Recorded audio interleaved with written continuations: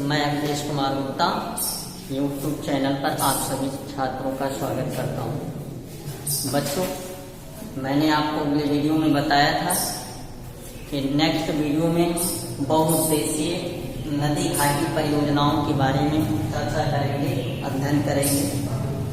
तो आइए हम आज अध्याय 3 जो जल संसाधन था उसके अंतर्गत बहुउद्देशीय नदी घाटी परियोजना क्या है। देखिए, बहुउद्देशीय नदी घाटी परियोजना एक ऐसी परियोजना है जिसमें देश के औद्योगिक, नगरीय, ग्रामीण इन क्षेत्रों का सर्वांगीण विकास हो सके, औद्योगिक क्षेत्रों का विकास हो सके। इससे हमारे देश की अर्थव्यवस्था, हमारे गांव की अर्थव्यवस्था, हमारे राज्य की अर्थव्यवस्था का जो मुख्य रूप से विकास होता है वो सुचारू रूप से हो सके। आप देखिए, अगर ये बहुउद्देशीय नदी घाटी परियोजनाएं,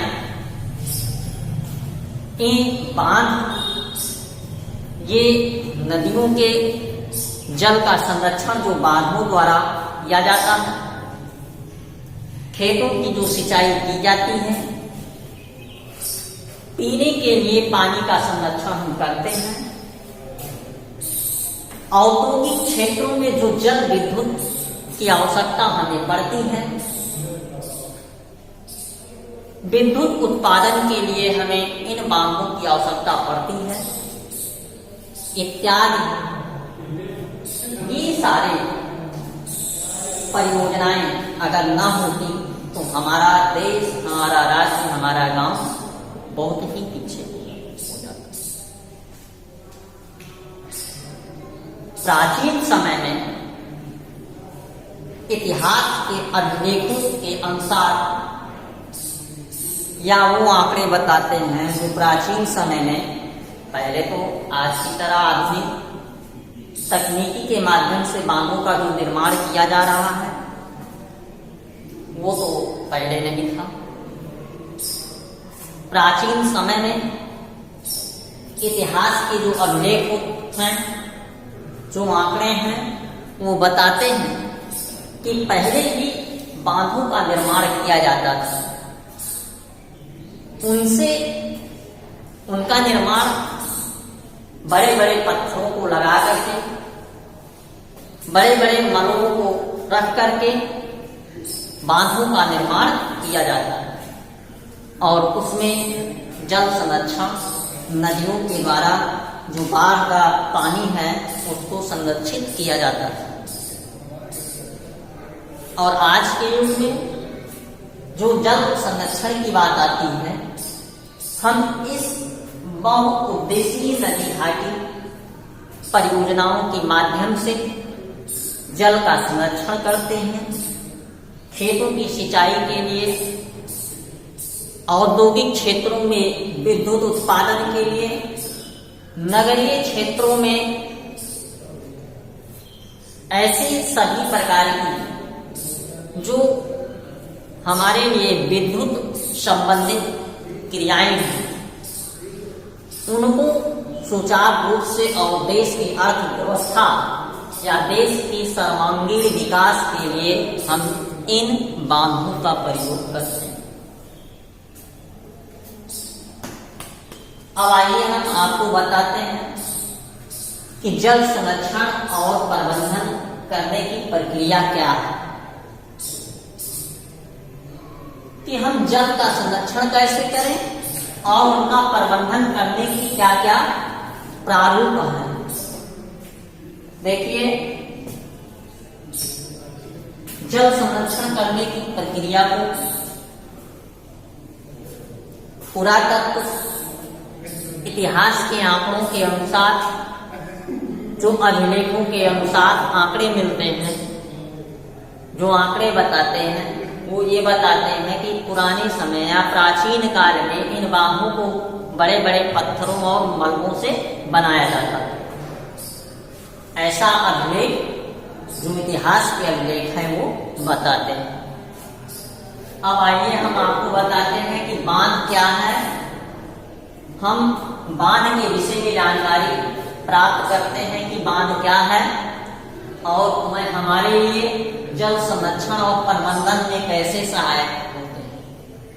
ये बांध जो नदी घाटी परियोजना बनाई गई है, उस पे जो बांध बनाए गए हैं, भाखड़ा नंगल बांध, हीराकुद बांध, ये सब क्या है और वह हमारे लिए जल संरक्षण और प्रबंधन में कैसे सहायता करते हैं। बच्चों, वर्तमान समय में बांध केवल सिंचाई के लिए ही नहीं बनाया जाता है, बल्कि उनका उद्देश्य ये होता है कि उत्पादन, कौन सा उत्पादन? विद्युत उत्पादन, घरेलू और औद्योगिक उपयोग, जल आपूर्ति, बाढ़ नियंत्रण, मनोरंजन, आंतरिक नौका चालन और मछली आदि का संचालन करने के लिए हम इन बांधों का प्रयोग करते हैं। उनका मुख्य उद्देश्य क्या होता है? जो बांध बनाए जाते हैं वो सिंचाई के लिए नहीं बनाया जाता, बल्कि उनको विद्युत उत्पादन, घरेलू और औद्योगिक उपयोग, जल आपूर्ति, बाढ़ नियंत्रण, मनोरंजन, आंतरिक नौका संचालन और मछली आदि पालने के लिए हम इन बांधों का प्रयोग करते हैं, इनका प्रबंधन करते हैं, उसमें जल का संरक्षण करके इनका प्रबंधन करते हैं। इसलिए बांधों को बहुउद्देशीय परियोजनाएं भी कहा जाता है। जो बांध बनाते हैं या जो बांध बनाए गए हैं प्राचीन समय में, उनको क्या कहा जाता है? बहुउद्देशीय परियोजनाएं कहा जाता है। और जहां एकत्रित जल कई उपयोगों को समन्वित किया जाता है, एकत्र किया जाता है। जल का संरक्षण हम कई उपयोगों को समन्वित करते हैं, ठीक है। जैसे इसका एक एग्जाम्पल है सतलुज व्यास बेसिन में भाखड़ा नंगल परियोजना। ये कहाँ पर स्थित है? व्यास बेसिन में भाखड़ा नंगल परियोजना के माध्यम से जल विद्युत उत्पादन जो सिंचाई के लिए स्थापित किए गए हैं, इसी तरह से महानदी में बेसिन में स्थित हीराकुंड परियोजना के माध्यम से बाढ़ नियंत्रण, जल संरक्षण तथा विद्युत उत्पादन की क्रियाओं का समन्वय किया जाता है। कौन सी ऐसी परियोजनाएं हैं जिन पर बाढ़ नियंत्रण, जल संरक्षण तथा विद्युत उत्पादन की क्रियाओं का समन्वय करते हैं? तो भारत में एक ऐसा स्थान है जो महानदी पर बनाया गया है, जिसका नाम हीराकुंड परियोजना है। इसका मुख्य उद्देश्य है बाढ़ को नियंत्रण करना, जल संरक्षण करना, विद्युत उत्पादन की क्रियाओं का समन्वय करना। उसी तरह से जो भाखड़ा नंगल परियोजना है, ये सतलुज व्यास बेसिन पे बनाया गया है और इसका भी मुख्य उद्देश्य है वही है जो हीराकुंड परियोजना की है। अब आइए हम स्वतंत्रता के बाद शुरू की गई जल संसाधन प्रबंधन उपागम पर आधारित बहुउद्देशीय परियोजनाओं के माध्यम से देश को विकास और समृद्धि के मार्ग पर ले जाने वाले वाहन के रूप में देखा गया है। भारत के प्रथम प्रधानमंत्री पंडित जवाहरलाल नेहरू ने इन्हीं परियोजनाओं को क्या कहा है? उन्होंने कहा है कि आधुनिक भारत के लिए ये परियोजनाएं तीर्थ और मंदिर हैं। जो ये परियोजनाएं बनाई गई हैं, चाहे आप भाखड़ा नंगल देखिए, चाहे हीराकुंड बांध देखिए और ऐसी तमाम परियोजनाएं हैं, उन्होंने अपने मुखार बिंदु से कहा है कि ये जो बांध बनाए गए हैं ये हमारे लिए क्या है? आधुनिक भारत के तीर्थ और स्थल और यात्रा है, ठीक है। आइए अब हम बात करते हैं कि नर्मदा बचाओ क्या है। इसके बारे में चर्चा करते हैं। नर्मदा बचाओ आंदोलन और तेरी बान आंदोलन, इसके बारे में हम चर्चा करते हैं। तो नर्मदा बचाओ आंदोलन और तेरी बान आंदोलन ये सामाजिक कार्यकर्ताओं के द्वारा चलाया गया। किसके लिए? ये बहुउद्देशीय नदी घाटी परियोजना को रोकने के लिए, उसके विरोध में क्यों रोका गया? आंदोलन का जो मुख्य उद्देश्य था इसलिए रोका गया कि ये जो परियोजनाएं हैं बड़े बांधों का विरोध कर रही थी, बहुउद्देशीय नदी घाटी परियोजना का विरोध कर रही थी।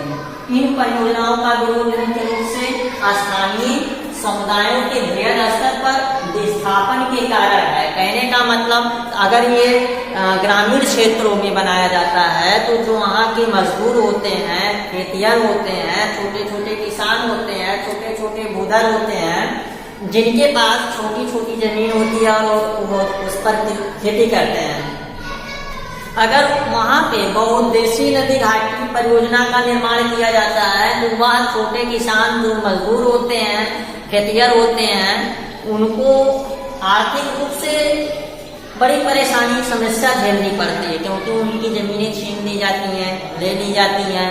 उन पर बहुउद्देशीय नदी घाटी परियोजना का निर्माण किया जाता है, तो उनके लिए ये मुख्य रूप से बहुत ही समस्या भरी बात थी। तो उनका वो विरोध करने के लिए वो इन परियोजनाओं का जो विरोध था मुख्य रूप से स्थानीय समुदायों के बृहद स्तर पर विस्थापन के कारण है। सामान्यतया बांध बनाने के लिए स्थानीय लोगों को उनकी आजीविका, जमीन और संसाधनों से लगाव, नियंत्रण आदि देश को या देश की प्रगति के लिए छोड़ना पड़ता है। कहने का मतलब अगर ये जमीन किसानों से ले ली जाती है तो बहुउद्देशीय नदी घाटी परियोजना का निर्माण करने के लिए तो ये जो किसान हैं, छोटे छोटे भूमिधर हैं, वो फिर कृषि नहीं कर पाते, और जब कृषि नहीं करते थे, खेती नहीं कर पाते थे, तो अपनी जीविका जो है कैसे वो चलाएंगे। तो इसी समस्या को लेकर के वहाँ के सामाजिक कार्यकर्ताओं ने सामाजिक आंदोलन चलाया, जिसका नाम नर्मदा बचाओ और तेरी बान आंदोलन था। ये किसके मुख्य उद्देश्य के लिए था?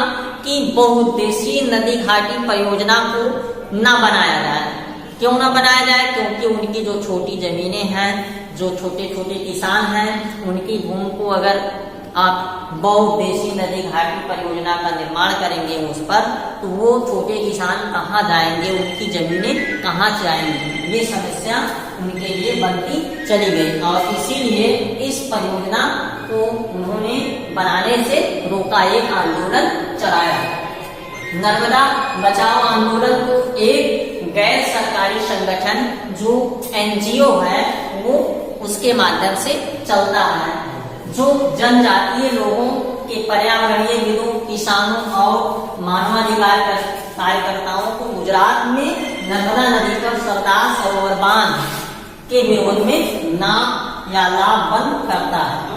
अब बात आती है कि वर्षा जल संग्रहण क्या है।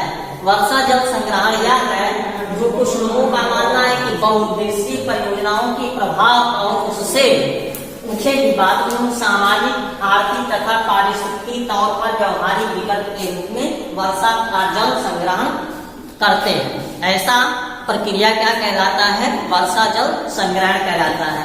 जैसे राजस्थान में देखिए, राजस्थान एक शुष्क प्रदेश है और उसमें क्योंकि पानी की किल्लतें ज्यादा हैं, अपने प्रदेशों या अदर प्रदेशों से ज्यादा राजस्थान में पानी की किल्लतें बहुत ज्यादा है।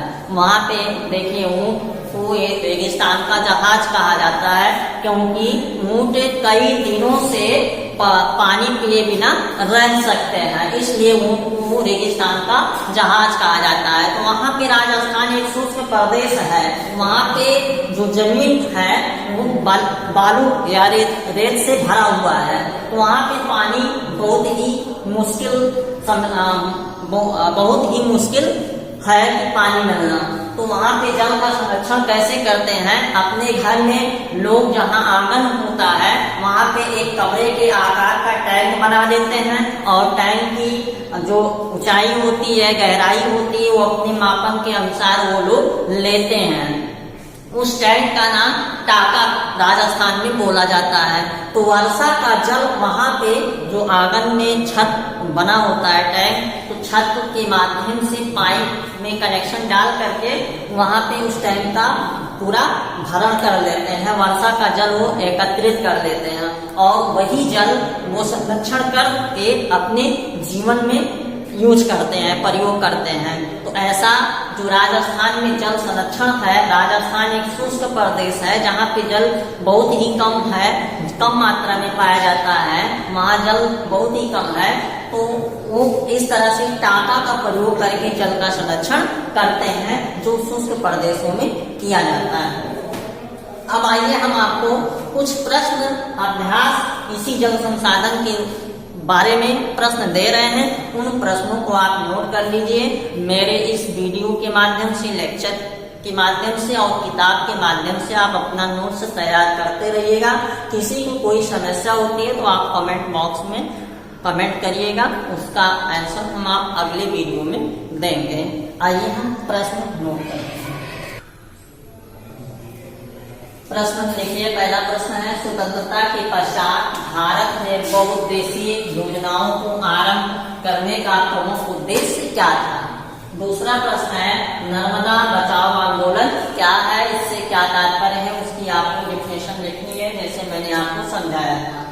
तो तीसरा और आखिरी प्रश्न है कि राजस्थान के अर्धशुष्क क्षेत्रों में जल संरक्षण किस प्रकार किया जाता है। जो मैंने आपको एग्जाम्पल टाका का बताया, वही टाका का एग्जाम्पल आप यहाँ पे लिखेंगे कि अर्धशुष्क क्षेत्र यानी राजस्थान में जल का संरक्षण कैसे करते हैं। अब आपको अगले वीडियो में हम कृषि, अगला लेसन है कृषि, इसी कृषि के बारे में चर्चा करेंगे। अगला अध्याय हमारा कृषि है, एग्रीकल्चर, चौथा अध्याय, इसके बारे में हम चर्चा करेंगे। धन्यवाद।